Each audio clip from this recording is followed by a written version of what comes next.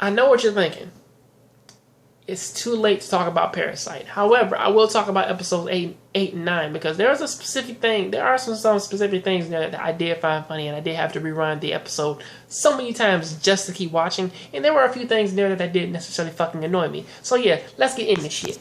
Getting into this episode, it really doesn't necessarily help the matter that a lot of characters in this show, or at least like most of the people who are necessarily close to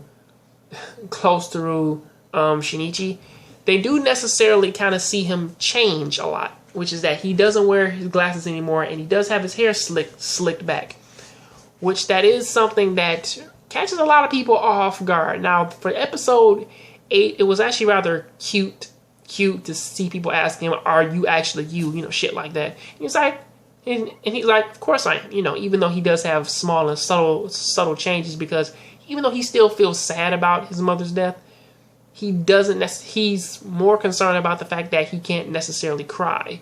And he's getting way more logical upon his responses and way more blunt about how he feels about things. So that does tend to lead most of his friends to really question, like, what is going on with him, you know, shit like that.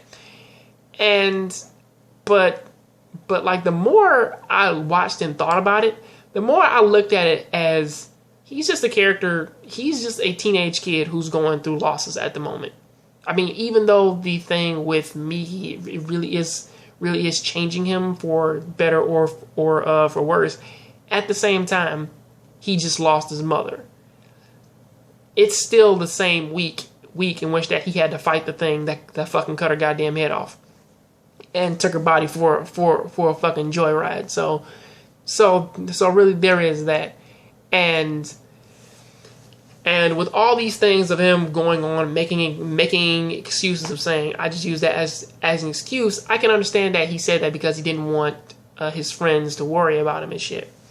But at the same time, he still does have his caring personality, such as when he tried to save a dog a puppy who got hit by a car and was dying in less than 10 seconds. So he wanted to keep it comfortable before it passed. And pretty much he wasn't necessarily thinking logical, or at least like he was thinking with his heart at that time. But also going into that, we do see that dude in the red jacket who fought him last time, sees him again, tries to fight him, and can't lay a fucking finger on him. Now, this was the fucking funniest shit on the planet to me. Because really, dude, you're trying to fight a guy for no fucking reason. And on top of that, you can't lay a hand on him. And going into that, he went so far to get his bigger, to get the rest of his friends and shit. At that point, he did necessarily scare their boss of saying that, getting it in his head that if they fought him, they will fucking lose, thus prompting all of them to walk the fuck away. However, that does necessarily bring about another character in the high school who says that he does not eat people, says that he's no harm to other people, but that's a fucking flat out lie. As we see him in two separate occasions of him coming into the show, and at the end of episode 9, of him eating of him like chewing up people and shit. I'm like, dude, what the fuck are you doing? You know, even though necessarily he does have really good control and reflexes of that body of his, which is very surprisingly after, of how long he's had it, But give or take with that, he is actually rather interesting because he does have a lot of, reflexes and shit. Well, possibly even on par with what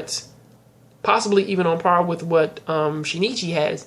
Even though Shinichi, he can't necessarily see their attacks now, and does have way more mobility upon shocking them and keeping them in awe before he cuts them the fuck up. But there is that. But with these two episodes, it does tend to paint a lot more. Even at least it does get interesting to the point to where that thing comes up again, to where you do start to see bigger changes coming up in him, in which that he is getting way more aggressive. He is getting way more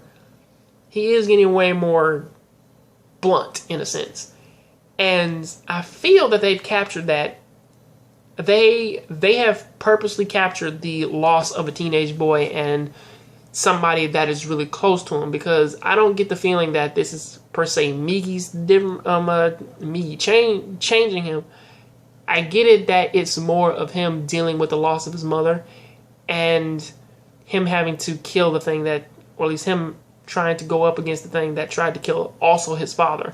As that even his father asks, how in the world did you get this strong? Which is interesting, but at the same time, you can feel his pain and all of his regret in that. I mean, you know, that's pretty much kind of how most people feel when they're around that age and they do lose somebody close to them. I mean, I should know. I mean, most of us, we do know. So that is what I do have to say about that. What do you guys think about it? Please tell me down there in the comment section. Please leave me a positive or negative comment down there in the comment section. I'll catch you guys on the next Jongravesshow. So please keep watching anime, keep playing video games. I'm out.